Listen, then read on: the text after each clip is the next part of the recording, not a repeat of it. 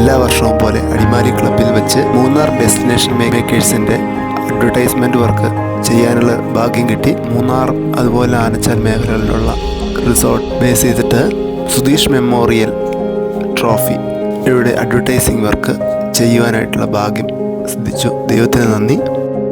ഈ വർക്ക് പൂർണ്ണ വിശ്വാസത്തോടെ എന്നെ ഏൽപ്പിച്ച ബേസിൽ സാറ്, അതുപോലെ തന്നെ പ്രവീൺ സാറ്, അതുപോലെ തന്നെ ജോളി സാർ, ലീഫ് റിസോർട്ട്, തീകാസ്റ്റിലെ പ്രമോദ് സാറ്, എല്ലാവർക്കും എൻ്റെ നന്ദി അറിയിക്കുകയാണ്.